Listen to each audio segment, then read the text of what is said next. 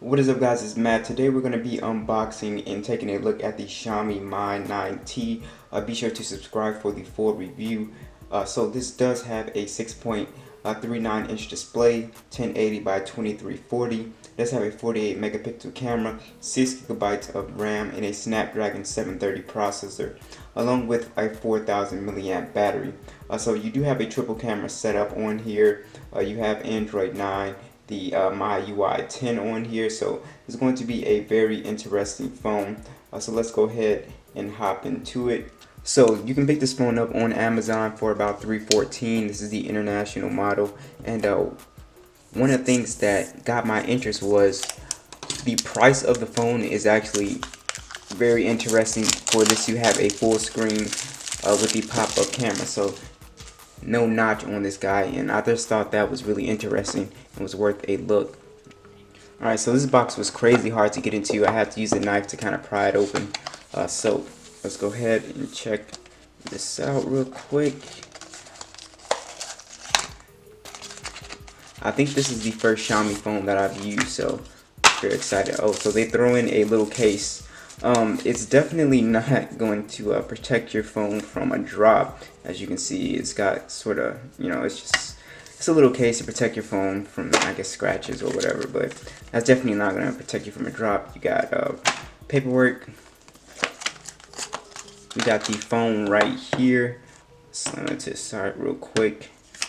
And they also threw this in, this wasn't in the box, but as you can see, it's a wall plug. It wasn't in the box, it was in the outside of the box in the package. So we just put that on like so. So this is the international model, like I said, and it looks nice. We do have USB-C on here as well. Pretty standard these days. Alright, let's go ahead, move that to the side real quick. And the phone has a really nice weight to it. So as you can see, all these specs I had listed earlier on here. Let's go ahead and snatch this off. And this, the weight on this phone, guys, feels so good. Like, wow, it feels really premium. I didn't think it was gonna feel that great. Snatch that plastic off. So very nice. It has a really nice design. I'm gonna try to zoom in here. So if you guys can see, like, that checker, that not checker, but these stripe patterns on here look very nice. I don't know if you guys can see that.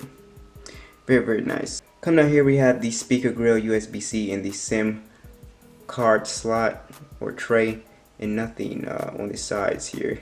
Alright, guys, and on top you do have the headphone jack, which is awesome for this phone, and you do have the pop-up camera right here.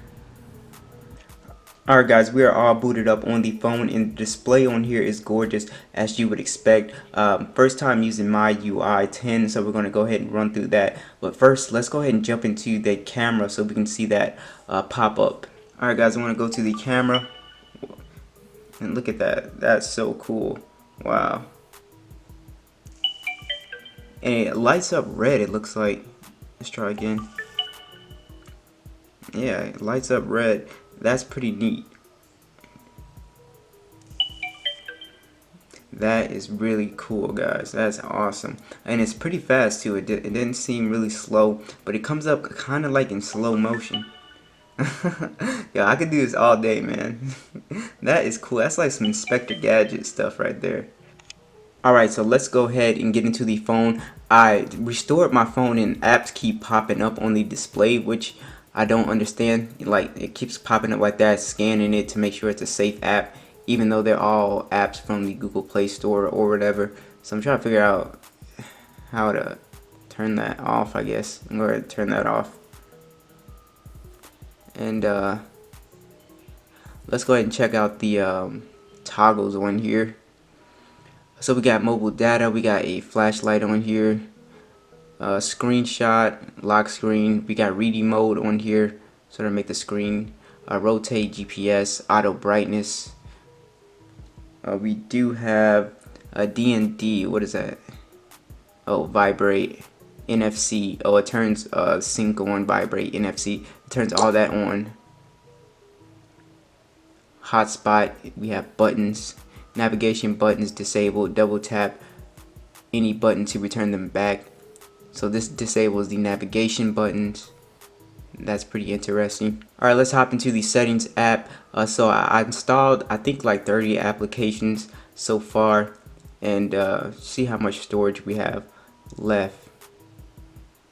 If I can, we have 50.4 gigs left, which is really nice, so not bad at all. System app updater right here, so this will update the standard applications already on here. Security status, find my device, security update, Google Play Protect. So this was what was scanning all the apps, popping them up. So if you need that, just in case there's any janky apps, Wi-Fi, Bluetooth, we don't need to check that out. Display, reading mode, brightness level. This has dark mode on here. Nice. This has dark mode built in on here right in these settings. Really nice. Text size, double tap to wake the display. Nice, and the fingerprint scanner is pretty fast on here. That's actually pretty smooth for a a cheaper $300 phone. It's faster than the Galaxy A50. We have raise to wake on here as well. Wallpaper. If anybody wants the wallpaper, let me know. Put it in the descriptions. Somebody asked last time. Themes. We can go ahead and apply all different types of themes. It'll change the icons and all that cool stuff. So they do have those in here if you're into changing themes. They have a lot of free ones. Sound and vibration. There's nothing really in here. Lock screen and password. We can add the Face ID, but with the pop-up camera, it's not going to be the fastest way to get into your phone, but you can use that just in case you were wondering. Now, it's not going to be the most secure at all. It's not going to really be secure. It can be tricked pretty easily, so I recommend not really using it. So what else we have on here? On lock screen clock format. We can change that if you want it. Yeah, we can change it to like that. I like that better. We also have a wake with volume button, so pressing the volume buttons will wake the device up. So there's a lot of ways. You can double tap, and it has an always on display. I can tap the volume button to wake it up as well. That's pretty cool. So my UI is actually pretty cool. It has a lot of functionalities and stuff on here. Launch camera, press the volume down twice, so we can have that on here. Pocket mode, lock touch gestures when placed in pocket. So I'm just looking at this, and my UI, this is my first time using it, so very interesting. They have, I mean, there's a lot of stuff on here. Notification status bar, we can go ahead and mess with that. Show notification icons, show connection speed. Collapse after touch, battery percentage, so if you want to see that. Graphical, what's that? Oh, okay, we can change at the top bar. Oh wow, so it has a little like green bar at the top, very small little green bar with the battery indication. Now that's pretty cool. That's very different. I usually like to just don't want to see the number in the battery, so that's pretty cool. That was the first time I've seen that. Home screen, we can mess with that. This doesn't have a default app launcher button on here, so you have to change that default launcher. We can go ahead and change the launcher. This one doesn't have a button, so you might have to download another launcher if that's what you want. Buttons or full screen gestures. So if you want to get rid of the buttons, we can do that as well. So if you're not a button person, I'm just gonna leave it there. Now we got the storage emergency SOS, Google, additional settings. We can mess with the daytime region. Man, there's a lot of stuff in here. Front camera effects, notification light, one-handed mode. We have on here printing. Let's look at that front camera. So we can change the We can turn the sound effect off, show an animation when the front camera appears and retracts. We can turn that off as well. And these are the different effects for the front camera.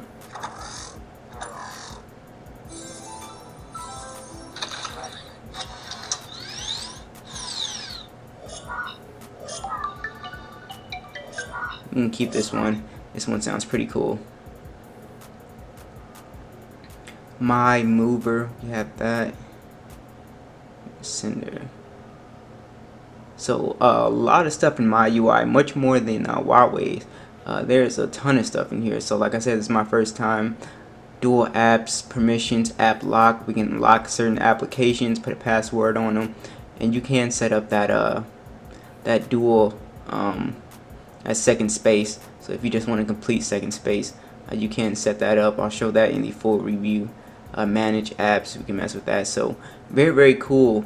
My UI is actually pretty cool, and it has a lot of stuff. Watching video on this phone is really cool as well. The full screen display is beautiful. There's no punch hole, no nothing, and it's just an awesome, really immersive experience. Please. Let's just do a brief overview of the camera. Like I said, stay tuned for the full review. Just going over and playing with stuff. So we got video mode, slow motion, short video, and we have 48 megapixel. So we can take a photo. Let's try and snap one. See how it turned out. Very nice. Pretty crisp. We take some more photos outside, but so far actually looks pretty nice. We got portrait mode, studio lighting. You can use effects in portrait mode.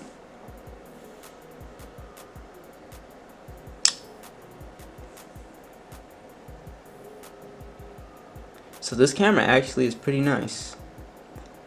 We got night mode, panorama mode, and we got pro mode.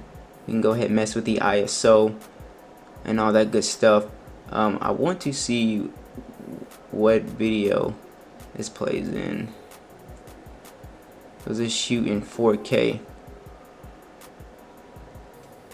So yeah, it does shoot in 4K at 30 frames per second. So very nice. So we'll mess with that in a camera test or something, but so far, beautiful phone. That front facing camera is really awesome. When it pops out, it's definitely will catch anybody's eye. And yeah, so stay tuned for more. I'm gonna be testing out a lot more of the battery life and all that stuff, gaming. So stay tuned, and I'll catch you guys in the next one.